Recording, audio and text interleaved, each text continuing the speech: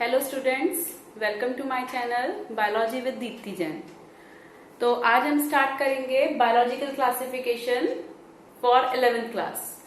तो जो ये चैप्टर है बायोलॉजिकल क्लासिफिकेशन, जैसे जैसे सिविलाइजेशन बढ़ा, आगे स्टडी बढ़ती चली गई, वैसे वैसे क्या हुआ, ऑर्गेनिज्म को क्या करना की रिक्वायरमेंट आई क्लासिफाइड करने की। क्लासिफिकेशन क्यों इम्पोर्टेंट होता है? क्लासिफिकेशन इसलिए इम्पोर्टेंट होता है क्योंकि हम क्लासिफिकेशन करके किसी भी क्राइटेरिया से जो हम क्लासिफाइड करते हैं उसके बेसिस पे हम किसी भी ऑर्गेनिज्म की स्टडी को इजी कर सकते हैं।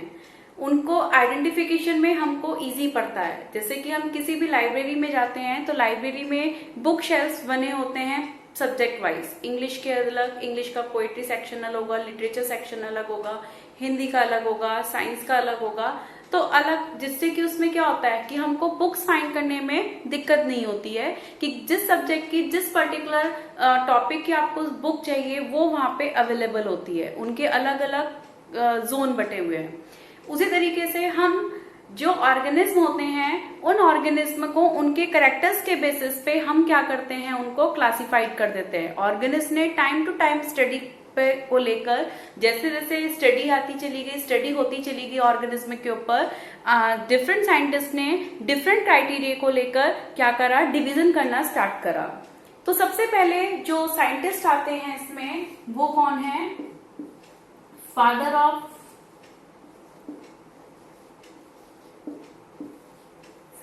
Zoology, Aristotle. तो एरिस्टोटल जो थे ये फादर ऑफ ज़ूलॉजी कहलाते हैं और इन्होंने जो क्राइटेरिया दिया या ऑर्गेनिज्म को जो क्लासिफाइड करा वो किस में करा? प्लांट्स और एनिमल्स में। ठीक है, सबसे पहले जो क्लासिफाइड करा उन्होंने मॉर्फोलॉजिकल कैरेक्टर्स के बेसिस पे करा। किस पे करा उन्होंने? On the basis of morphological characters.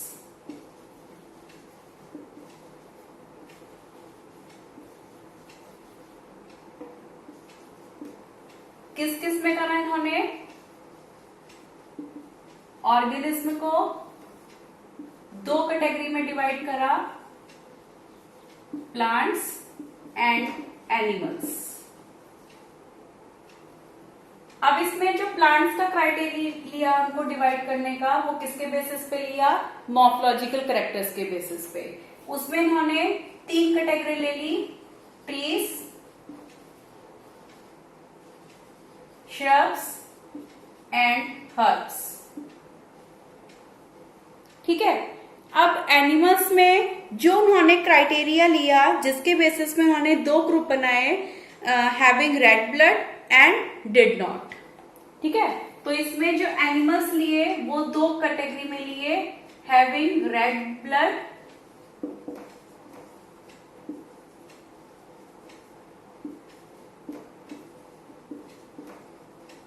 Did not red blood.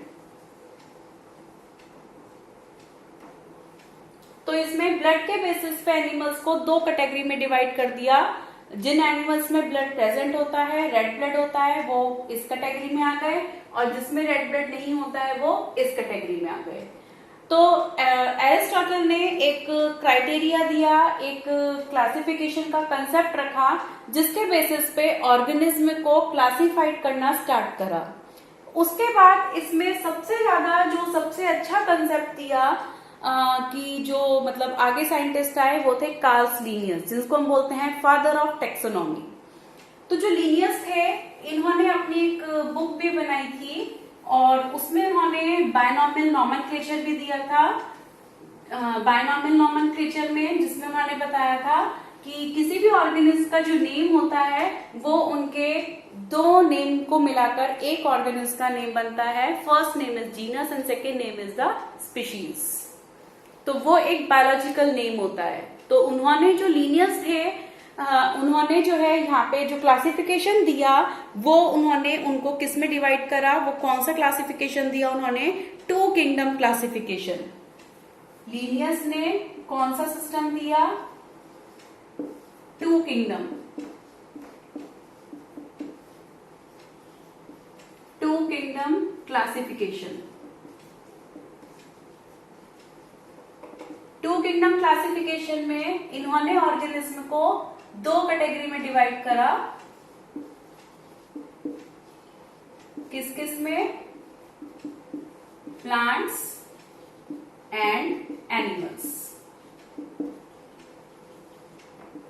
सबसे अच्छा जो लॉजिकल कंसेप्ट दिया था वो लीनियस ने दिया था और उसको कुछ हद तक आगे माना भी गया, एक्सेप्ट भी करा गया, लेकिन उसके बाद इसमें कुछ चेंजेस आए। कुछ ऐसे ऑर्गेनिज्म देखने को मिले जो प्लांट्स और एनिमल्स दोनों के कैरेक्टर्स को फॉलो करते थे, जिसके बेसिस पे इसके अंदर फिर आगे साइंटिस्ट ने चेंजेस लेकर आए।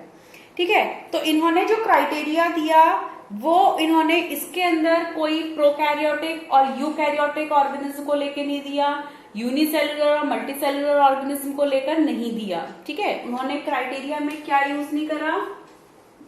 Not used. किसको यूज नहीं करा इन्होंने? Prokaryotic and eukaryotic.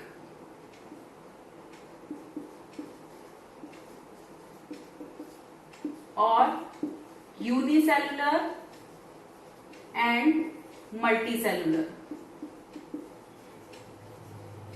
इसका कंसेप्ट उन्होंने यूज नहीं करा अपने क्राइटेरिया में। उन्होंने यूज क्या करा है ना, प्लांट्स और एनिमल्स को हम किसके बेसिस पे डिफरेंशिएट कर सकते हैं? उनके कुछ कैरेक्टर्स जो हैं, जो हम जिसको डिफरेंशिएट कर सकते हैं वो क्या है? मोड ऑफ न्यूट्रिशन है ना, nature of cell wall, method of reproduction और सेल स्ट्रक्चर। इसके बेसिस पे मूवमेंट है ना, किसके बेसिस पे? Presence of cell wall. First criteria इन्होंने लिया।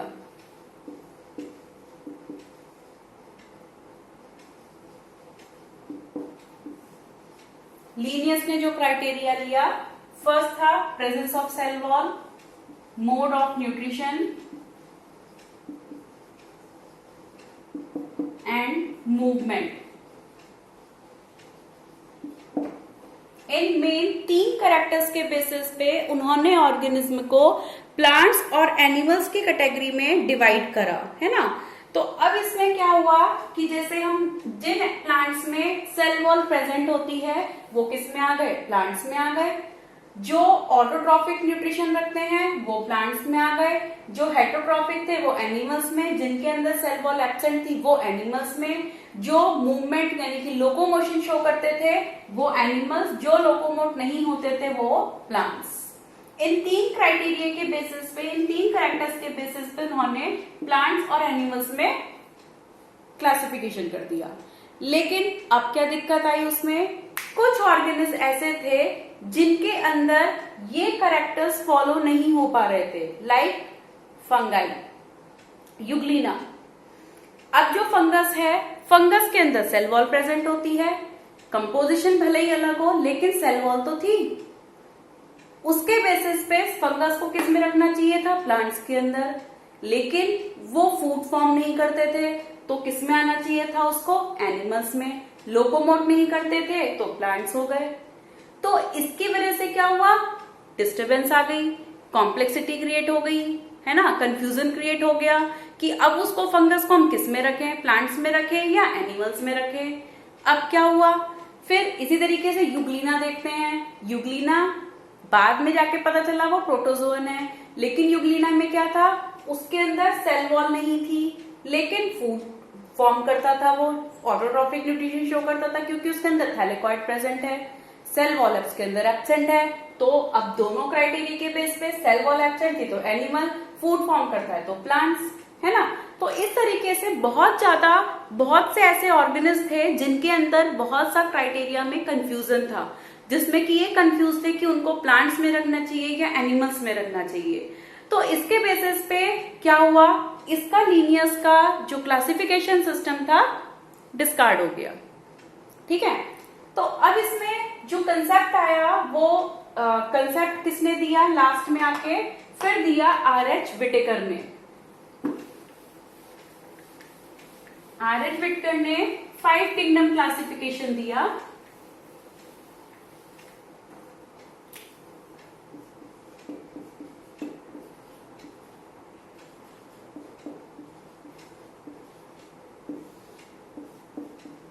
1969 में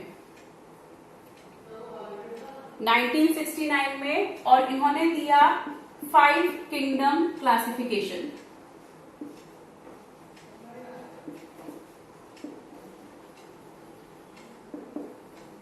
फाइव किंगडम क्लासिफिकेशन दिया।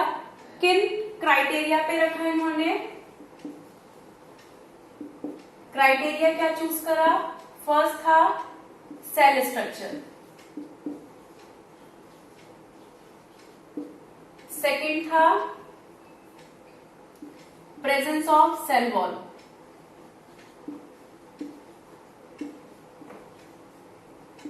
थर्ड था mode of nutrition,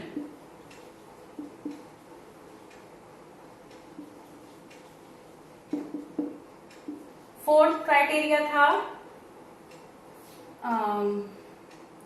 reproduction, fifth criteria था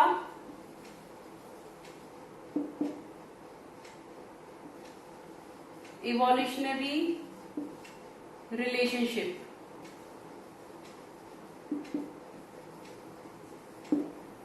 इन्होंने ये कंसेप्ट लिया अपने क्लासिफिकेशन के क्राइटेरिया के लिए, ठीक है। और इसमें अब जो हम ये देखते हैं, जो ये करेक्टर्स थे, अब इन्होंने इनके 5 किंगडम क्या थे? 5 किंगडम क्या क्या थे इनके? जो 5 किंगडम दिए, फर्स्ट मोनेरा,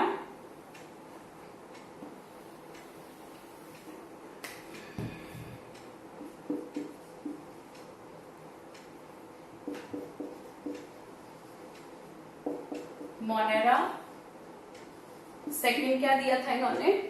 प्रोटेस्टा,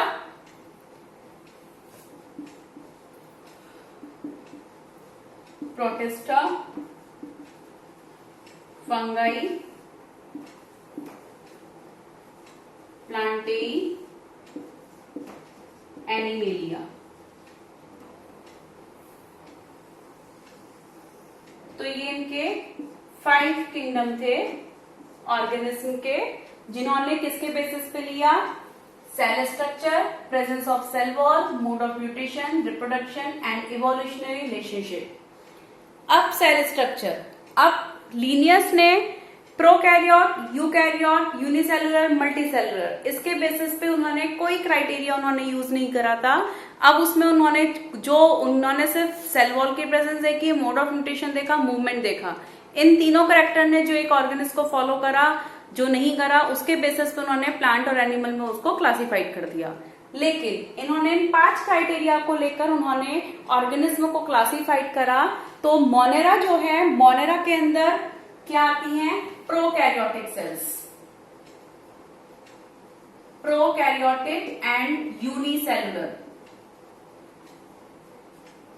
ठीक है। सेल स्ट्रक्चर में कॉम्प्लेक्सिटी भी देख सकते हैं, उस कॉम्प्लेक्सिटी देखी जाती है कि वो प्रोकैरियोटिक है या यूकैरियोटिक। प्रोकैरियोटिक सेल्स जो हो गई जिसमें नेकेड जेनेटिक मटेरियल होता है, न्यूक्लियस एब्सेंट होता है, न्यूक्लियोलस एब्सेंट होती है, membrane bounded cell organelle absent होते हैं, दैट वो क्या होती हैं? Prokaryotic cells. जितने भी मोनेरा में आई प्रोकैरियोटिक और यूनिसेलुलर सेल्स थी। उसी के बेसिस पे प्रोटिस्टा है। प्रोटिस्टा यूकैरियोटिक सेल्स है बट यूनिसेलुलर है। ये कैसी हो गई? Eukaryotic but unicellular. इसके अंदर आ गया अमीबा, पैरामीशियम, यूग्लिना, जो अभी कंफ्यूजन था यूग्लिना में कि प्लांट में रखे एनिमल में, उन्होंने एक नया ग्रुप बना दिया प्रोटिस्टा, जिसके अंदर उसने यूग्लिना को रख दिया। उसके बाद फंगाई आ गए, ये सारे यूकैरियोटिक है। यहां से तीनों क्या हैं? ये यूकैरियोटिक और मल्टीसेलुलर। ये भी क्या है? मल्टीसेलुलर है, ठीक है।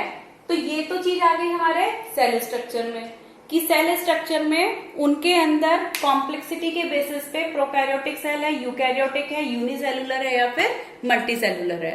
अब उसके बाद में उन्होंने सेकंड क्राइटेरिया लिया, presence of cell wall. Presence of cell wall में सेल वॉल एब्सेंट है या प्रेजेंट है? तो मोनेरा के अंदर सेल वॉल प्रेजेंट होती है, ठीक है, क्या थी, प्रेजेंट। सेल वॉल क्या है, प्रेजेंट। कैसी होती है, नॉन सेलुलोजिक। और इसमें कुछ में प्रेजेंट होती है, सम हैव और सम हैव नॉट। इसमें होती है प्रेजेंट, लेकिन किसकी बनी है, काइटिन की। इसमें प्रेजेंट है, प्लांट्स में होती है, प्लांट का तो सबसे स्पेशल कैरेक्टर है, और किसकी बनी होती है, सेलुलोज की, और इसके अंदर क्या हो गई, एब्सेंट। ठीक है। अब उसके बाद mode of nutrition. Mode of nutrition में क्या होता है कि किस टाइप से फूड लेते हैं, तो फूड में इनमें क्या आ जाएगा कि जैसे मोनेरा है, मोनेरा में हेटरोट्रॉफिक और ऑटोट्रॉफिक दोनों टाइप का न्यूट्रिशन देखने को मिलता है, ठीक है, हेट्रो भी और ऑटो भी। इसी तरह से इसमें भी हेट्रो और ऑटो देखा जाता है। इसमें फंगस में हेट्रो होता है, कौन सा हेट्रो होता है, सैप्रोट्रॉफिक, जो डेड और डिकेइंग ऑर्गेनिक मैटर से फूड लेता है। प्लांट्स कैसे होते हैं, ऑटोट्रॉफिक होते हैं, फोटोसिंथेसिस के थ्रू फूड फॉर्म करते हैं। और एनिमल्स कैसे होते हैं, हेट्रोट्रॉफिक, जो अपना फूड खुद फॉर्म नहीं करते, दूसरों पे यानी कि प्लांट्स पे डिपेंड है। रिप्रोडक्शन देखा गया कि सेक्सुअल है या असेक्सुअल रिप्रोडक्शन है, वेजिटेटिव पार्ट से हो रहा है, सेक्स सेल्स के थ्रू हो रहा है, या कुछ पर्टिकुलर स्पोर्ट्स के थ्रू हो रहा है।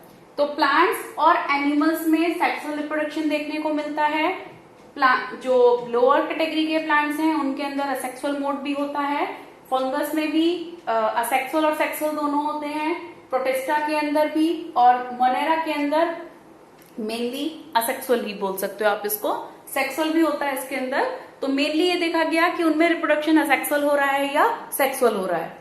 फिर उसमें इवोल्यूशनरी रिलेशनशिप देखी गई कि कौन सा ऑर्गेनिज्म किस ऑर्गेनिज्म से रिलेट कर रहा है, किससे कौन किसका एंसेस्टर है। तो उनके बेसिस पे इनको इन 5 कैरेक्टर्स के बेसिस पे उन्होंने 5 किंगडम फॉर्म करे, मोनेरा, प्रोटिस्टा, फंगाई, प्लांटेई और एनिमेलिया। ठीक है। तो अब हम यहाँ पे ये हमने बेसिक कंसेप्ट पढ़ा इस चैप्टर का।